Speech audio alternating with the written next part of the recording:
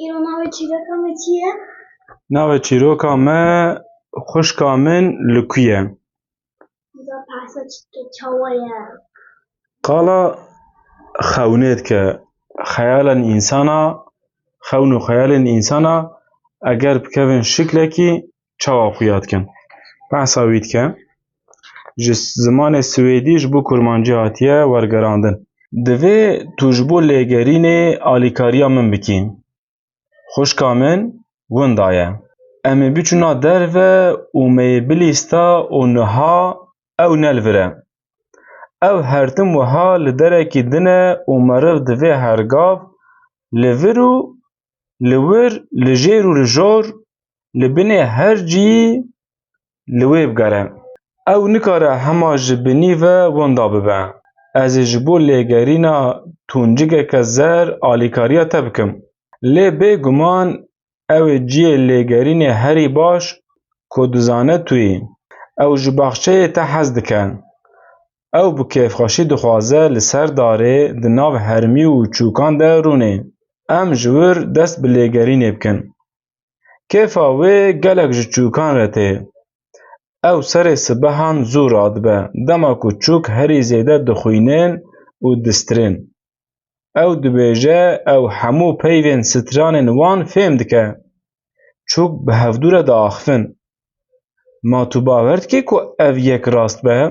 Ev mesela rastî û nerastiyê piçekî zehmet e. Di aynî wextê de dikare hem rast hem jî nerast be. Ew dibêje ew dixwaze mîna çûkmasiyan bilind di nav ewran de bifire û bibîne çawa hemû tiştên mezin pêşî biçûk dibin û paşê winda dibin. Em gelek caran li jor li ewran mêze dikin û mereq dikin ka ew çi ne. Ew mezin xuya dikin. Lê dîsa jî nermin, nazik in. Ew dibêje ku ew dizane ka ew çi ne.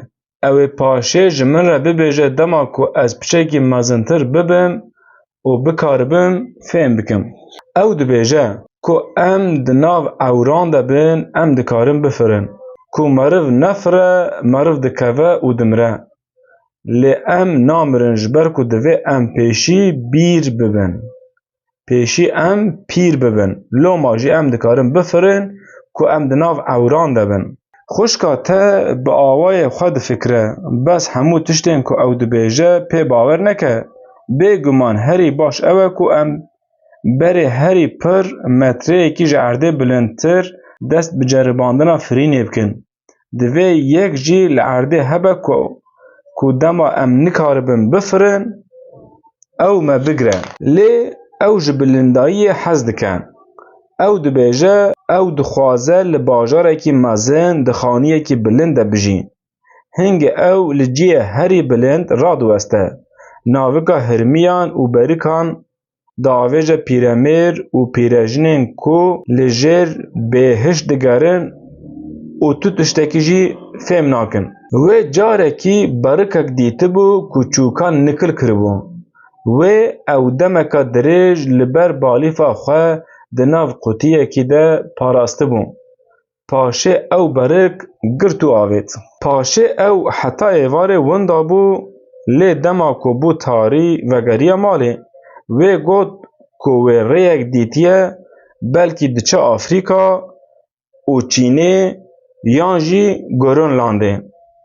û belkî jî diçe hemû deverên dunyayê. Wê got ew ê carekî din here vir. Ew rê li pişt qenepeyekê bû. Rêyek şîn yan jî rêyeka zer li pişt kursiyeka kesk. Yan jî belkî deryayeka mezin bû pir baş nayê bîra min. Ku me bizaniba em li ku lê digerin ê baş bîya. Li pişt deryayekî an li pişt qenepeyekî. Belê lê gelek rê hene. Ma meriv ê çawa bizanibe dema ku ew hertim dibeze û xwe winda dike. Ew dixwaze hilkişe serê hemû çiyayan bikeve hemû şikeftan. Tu caran naxwaze bi aramî li cem min rûnê perçeyan li hevdû bîne û lîstikekî bileyze. Carekî me şevekî rêya xwe şaş kir, bû tarî û ez tirsiyam. لê ne ew hingê di nav wê tariyê de lampeyek dihat. Lampe dilêviya û ronahiyeka zeyîf dida. Me nedizanî ka ew kî ye, hingê ew tirsiya, lê ne ez. Lê ew ji kûçikan ditirse, diranên tûj û çavên bihêrs. Ew pirê caran min ditirsîne û dixîre. Kûçikek li were bibeze. Lê bêhtir ew bi xwe ditirse. Ji cem min dibeze û helbet wê gavê ez jî ditirsim. Hingê ew min zû aş dike û dibêje wê tenê henek kiriye. Ew her tim dixwaze bikeve pêşbirkan. Herî zû bibeze û hil bikişe ciyê herî bilind. Ew hema her gav bi ser dikeve. Lê ku ez mirûzê xwe tirş bikim, hingê em carekî din dikevin qayîşê û îcar ew winda dike. Dema ku ew distirê an jî li der û dor digere, ez hez dike ku xelq li wê binêre. Şabûna wê ya taybetî xuya ye mîna ku ji kêfan dîn dibe. Lê ku yek jê daxwaza stranekî bike, hingê bêdeng dibe, dixeyîde û diçe xwe vedişêre. Li daristanê ciyê veşartina wê hebû. Ew cî hev qasî nehînî bû ku wê digot hema ew bi xwe jî nizane. Lê carekî ew winda bû. Ez li bin darekî li wê geriyam. Di nav koka darê de quleke mezin hebû û ew di wê qula tarî de rûniştibû. û gava ku min ciyê wê veşartinê yê nehînî pirsî ku kesî nikaribû bidîta, hingê bêdeng ma û ji wir baz da û çû. Paşê got: belê nehînî bû, lê tu dikarî bibînî. Carna ew pir ecêb e. Em tam mîna hemû rojên din diaxivin, dilîzin, lê ew dîsa jî ne li wir e. Her çendî ku ew li wir e. Gava ku hişê wê li deverên din e, ez bi xwe nizanim ka ew li ku ye. Lê ew dîsa ji nişka ve kêfxweş dibe û dibêje: ka were, em ji xwe re erebeyeka lezgîniyê çê bikin û mîna tîra kevanekê 500,000 mîl bajon. Ew hez dike ku bihizire tiştan ava bike û bi hev ve mîx bike, bismar bike. Ew dibêje ku ew dixwaze sindoqekî îcad bike ku ew sindoq her tim bi xwarinê dagirtî be. Paşê em dikarin bidin ser wê rêya dûr û dirêj ku dihere her deverê dunyayê û heta Çînê. Ma meriv dikare sindoqekî wiha çê bike ku her tim bi xwarinê tijî be? Bêguman meriv tu caran nizane ka xuşkek ji heqê çi derdikeve. Lê ji bo çêkirina sindoqeke wiha gelek wext lazim e. Dibe ku hê beriya ku çêkirina sindoqê xilas bibe êvar, ew wê gavê birçî bibe, hingê belkî ew biçe malê. Belê wella rast e ku saet wê gavê ji 11 re 5 bimîne, yan ji 6 û nîvan yek çariyek û yek 10 deqîqe bibihore. Belkî ew niha li malê li metbaxa me rûniştiya. Bêguman ew waye li wir e. û tu li wirî birayê minê biçûk, tu ji serê sibehê ve li ku bûyî? Ez li hemû deveran li te geriyam, ji ber ku ez dixwazim tiştekî ji te re bibêjim.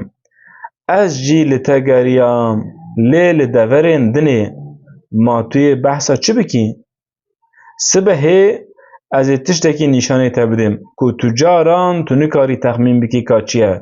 Lê berê divê em mîna mişkên biçûk ên çavlixew wê şeva tarî û dirêj rakevin û paşê gava roj hilat û em ji xew şiyar bûn û hingê tu yê bibînî. Ma merivê çawa zanibe xuşk li ku ye ku ew hema her tim winda bibe? Ew dibêje dunya hev qas mezin e ku gelek tiştên nû hene meriv bibîne. Li aliyê dinê girên nû, daristan û bajarên nû. û ew hema ji nişka ve winda dibe. belkî birayê biçûk dizane ka ew li ku ye, ew wê baştir nas dike û ku tu bixwazî tu dikarî bi wê re biçî û bigerî. Herêmên ku ew xeyal dike, ciyên ku te tu caran nedîtine. Yani ev çîroka me qala xeyalê dike.